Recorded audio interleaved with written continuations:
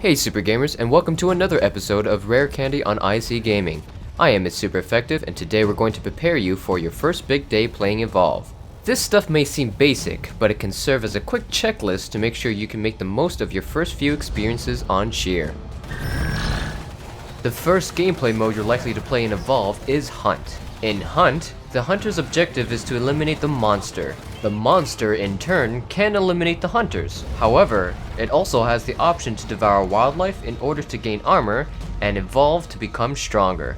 If the monster evolves to stage 3, the tables could turn and the monster will be strong enough to attack the power relay, forcing the hunters to defend it, or the monster could win. For this video, we will cover your first experiences as a hunter. The first and most important thing I want everybody to understand is communication. It is incredibly important to be able to quickly communicate with your team to help you overcome the challenges you will experience. So please, make sure you have a microphone that is in working order. If possible, play with your friends. Not only is it super effective, but it can be very enjoyable. And if you're playing alone, start communicating regardless. You'd be surprised how this motivates others to plug their microphones in to help out. When the game starts, you will have to watch a short cutscene. This is unskippable because it is the time the monster needs to start running. As soon as that awesome drop sequence is finished, look around for tracks which glow blue, and start following them. Keep in mind that tracks will only lead you to where the monster was, not necessarily where he is. So keep your eyes and ears open as you just might catch sight of the monster or hear something unusual like trees falling or foot stomps. Remember, since this is your first match, try to communicate with your teammates as often as possible, even if they don't talk back. You should generally stick together as a group to get a feel for the dangers that lurk on planet Shear. You will likely make a few mistakes while trying to navigate through the wildlife. Pay close attention to how different wildlife behave, as some creatures are passive, but others are very aggressive. The risks of encountering these creatures can be minimized if you have backup nearby. If you see an icon over your HUD that says, "Monster has scared birds," this will give you an accurate location of where the monster is. When this happens, head straight for that icon. You can expect that monster to run from that location, so depending on how far your team is, you may need to spread out to find and cut him off. For the most part, be cautious around wildlife and try your best to keep up with the monster. Check out this previous video for extra tips. It's important for everyone to know the roles and how to play them effectively to survive. Most importantly is the Trapper, whose job it is to find and control the monster.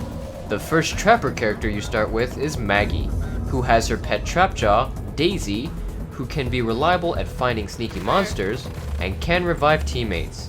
Make sure you follow and pay attention to her reactions, because if she howls or has a red marker on her, then she sees the monster or knows it is nearby, and you should search around cliffs and in bushes. Just trust Daisy until you improve your own skill to anticipate the monster's movements. Once the monster has been found, the Trapper is really the only one who can initiate a fight by capturing the monster in a mobile arena. This will prevent the monster from escaping for a few minutes, giving your team a decent chance to get some damage in. Communicate with your team if you can confirm your capture of the monster, and regroup with them for battle. Maggie can also deploy automated Harpoon Traps on the ground. Deploy these traps regularly, ideally spread out and at the edge of elevated spots to restrict monsters' movement. You can fire your SMG in quick bursts while your Harpoon Trap reloads. If the monster goes after you, retreat towards your teammates and seek cover while deploying traps. Try your best to stay alive because your mobile arena will drop if you get incapacitated. The medic's priority is to keep the team alive and when possible provide extra bonuses. The first medic character you will start with is Val, who has a medigun which can heal and revive from moderate range.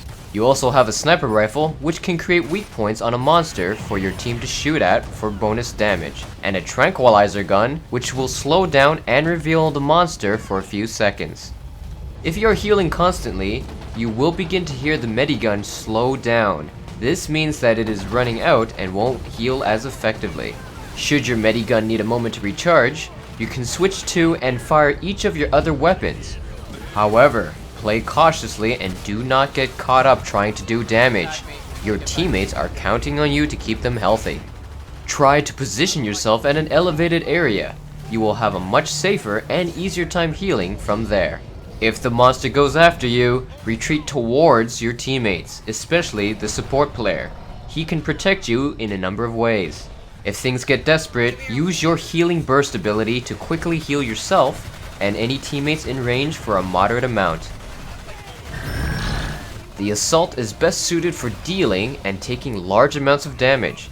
The first assault character you will start with is Markov, who uses a short-range lightning gun, which is easy to aim and can hit multiple targets. Simply stay in range and shoot the monster as much as possible. When your lightning gun runs out of battery, or the monster is out of range, then cycle to his assault rifle to keep the damage flowing. If the monster decides to attack you, position yourself with your back towards a wall so you won't get knocked away. Hold off from using your personal shield too soon, otherwise the monster will likely change targets. Instead, pay close attention to your health while attacking and use your personal shield as a last resort. Attack aggressively if your personal shield is ready. Then, just before your personal shield is expired, start falling back towards your teammates. If you have a chance, deploy arc mines in open areas and on top of elevations. Communicate this to your team so they know where to retreat to if the monster is chasing them. Finally, the support is a versatile role which is able to deal decent damage and provide utility to the team.